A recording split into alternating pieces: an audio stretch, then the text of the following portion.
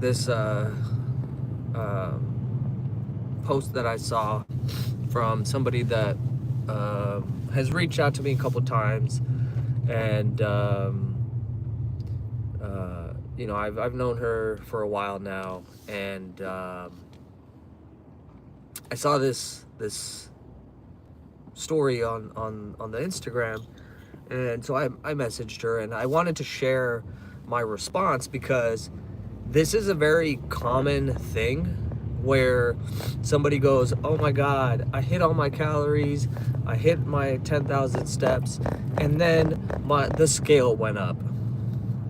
And similar sentiment of wanting to give up because I did everything right, but the scale still went up. And so what I told her was that a couple of things. Number one, we need to understand the physics of it, and then we need to understand the psychology of it. And then we kind of go from there, okay? And also how to interpret data, because most people are actually very unskilled at usefully interpreting data. So one of the first things is, all right, let's first look at a big principle in how to interpret data. You never look at day-to-day fluctuations. It gives you no information, okay? So if you're trying to lose weight and you're like going crazy over the day-to-day changes, you're not gonna make it. You will give up far sooner than the amount of time it takes to actually see the change on the scale. So the most useful way of interpreting data, okay, is you look at the rolling averages. Okay, so these are the kind of things that I look at. Okay, so every week I have 7 weigh-ins, and I look at what was the average for the week. And then same thing, look at the following weekend, what was the rolling average, or what was the average for those 7 days. And then you look at over the course of the month, over the course of the next 2 months, you look at that rolling average. And what you're gonna find is, although the day-to-day fluctuations, what's up, Robert? How you doing, man? No, I didn't steal your lawnmower, but you should go find it. But anyways, so you look at the rolling averages, right? And what that does is it gives you an accurate picture of what's actually going on, okay? And then you can look at the week's weigh-ins. You'll see that they go up and down quite a bit, but then that weekly average will be going down. That's the most useful way to look at weight data. Right now I'm headed to Costco, pick up some stuff for one of my stores. The second part is understanding, okay, the goal,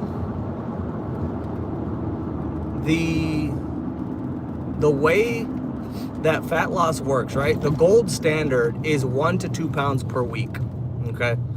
And when you are losing 1 to 2 pounds per week, okay, that breaks down to about, 30 to 60 grams, 1 to 2 ounces of fat loss per day. However, so if you're hitting your calories perfectly and you're hitting your 10,000 steps and you're losing 1 to 2 ounces per day, then you got to look. If I drink 2 liters of water, my weight has gone up. The scale will show a higher weight. But does that mean that I didn't lose that 1 to 2 ounces of fat? No. So what's going to happen is your daily 1 to 2 ounces of fat loss that you're actually losing is going to get covered up by those types of fluctuations. Other things that can happen, obviously, if you have food in your stomach, you haven't gone to the bathroom, your weight's going to be heavier. If you go to the bathroom, your weight's going to be lower. But none of that is reflective of the 1 to 2 ounces of fat that you're actually losing every day. Okay, so this is something that, you know, everybody struggles with, but it just requires a little bit of space between those emotions that we all get when we see that weight fluctuate.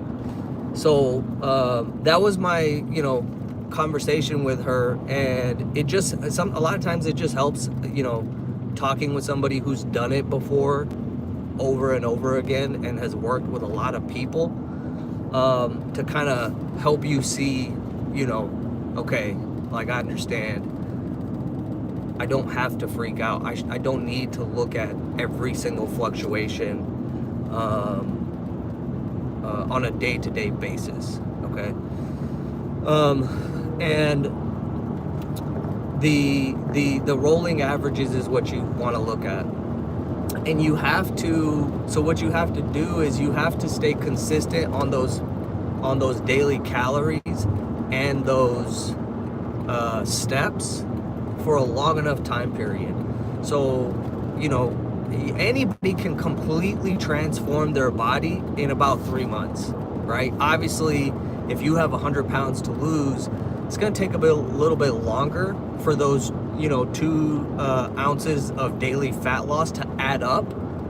But, you know, if you do the math, 1 to 2 ounces per day, a pound per week ish, right? 3 months down the line, you can be anywhere from 12 to 20 to, I've seen people lose 30 pounds of fat in the course of 3 months. So that patience is very important. And I'll finish up with this. The last thing I'll say.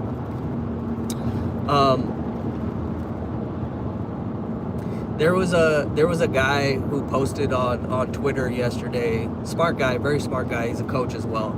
And he said, you know, a lot of people get excited about what's going to happen in 3 months or 6 months, but, you know, that's all well and good. But the only thing that matters is hitting the thing today. Meaning, hit your calories today, hit your steps today, do those things in an enjoyable way.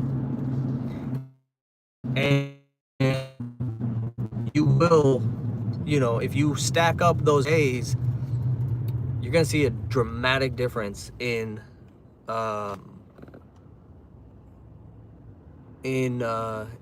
months. So just a little bit of perspective. Fat loss is actually very, very simple. Anybody can lose as much weight as they want, provided they do it in a, you know, consistently, and they do it in an enjoyable and peaceful way, right?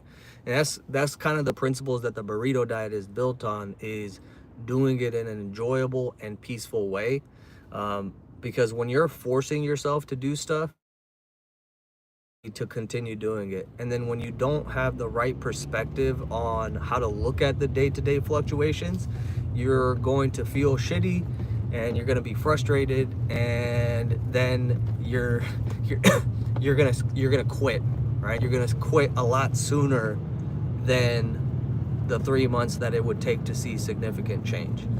So, you know, just take a little bit of space between you and those emotions, and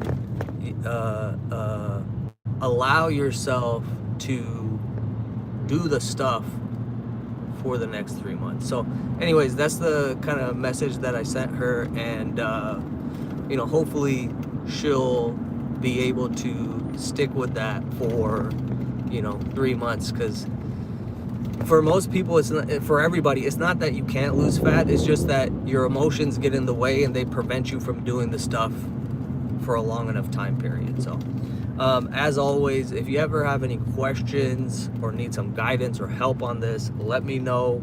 I've been doing this for a long time.